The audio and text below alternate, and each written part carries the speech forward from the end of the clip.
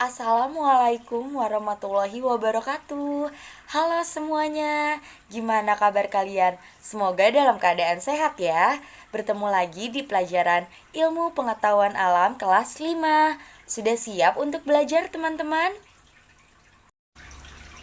Hari ini kita akan mempelajari materi organ pencernaan manusia. Yuk kita simak video ini sampai akhir. Sebelum kita membahas materi ini lebih dalam lagi, kita harus tahu dulu nih pengertian dari pencernaan manusia. Apa sih pencernaan manusia itu? Pencernaan manusia merupakan proses penguraian makanan yang semula kasar menjadi halus. Makanan yang sudah dicerna akan berubah menjadi sari-sari makanan yang lebih mudah diserap oleh pembuluh darah. Sari-sari makanan akan diedarkan ke seluruh bagian tubuh oleh darah, dan proses pencernaan terjadi di saluran pencernaan dibantu oleh enzim yang dihasilkan dari kelenjar pencernaan.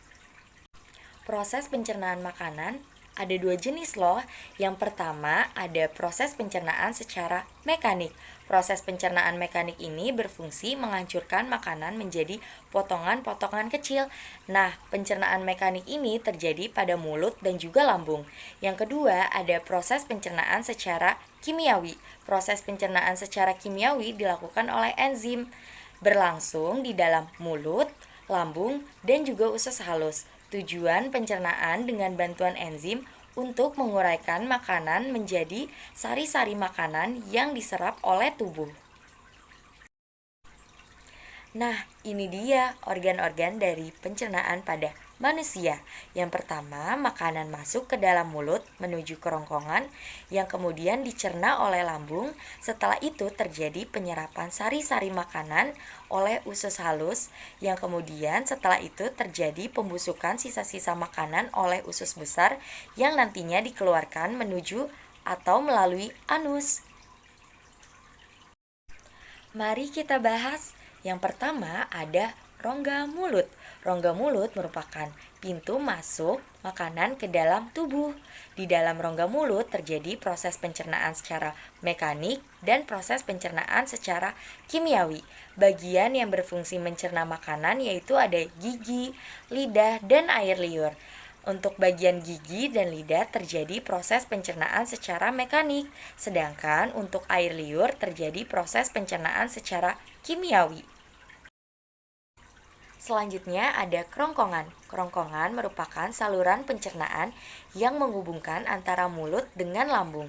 Di dalam kerongkongan tidak terjadi proses pencernaan dikarenakan kerongkongan berfungsi sebagai jalan bagi makanan yang telah dikunyah dari mulut menuju lambung.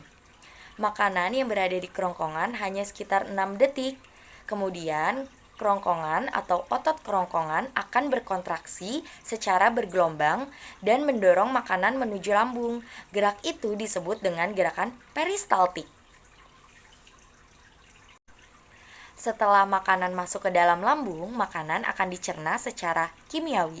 Di dalam lambung ada 3 enzim. Yang pertama ada enzim pepsin, kedua ada enzim renin, dan yang terakhir ada enzim asam klorida.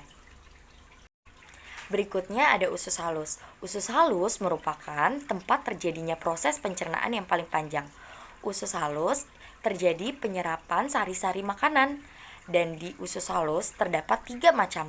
Yang pertama ada duodenum atau usus 12 jari, yang kedua ada jejunum atau usus kosong, dan yang terakhir ada ileum, yaitu usus penyerapan. Dari usus halus ke usus besar. Tadi sari-sari makanan sudah diserap oleh usus halus. Selanjutnya ada sisa-sisa pencernaan yang akan berubah menjadi feses. Namun sebelum menjadi feses terjadi pembusukan di usus besar ini yang dibantu oleh Escherichia coli atau bakteri coli. Organ terakhir dari pencernaan adalah anus, yaitu lubang tempat pembuangan feses. Sebelum dibuang, feses ditampung terlebih dahulu pada bagian rektum. Lanjut menuju keluar melalui anus. Itulah proses pencernaan dari awal hingga akhir beserta fungsi-fungsinya. Semoga kalian dapat memahaminya ya. Cukup sekian video pembelajaran mengenai proses pencernaan. Terima kasih dan sampai jumpa kembali.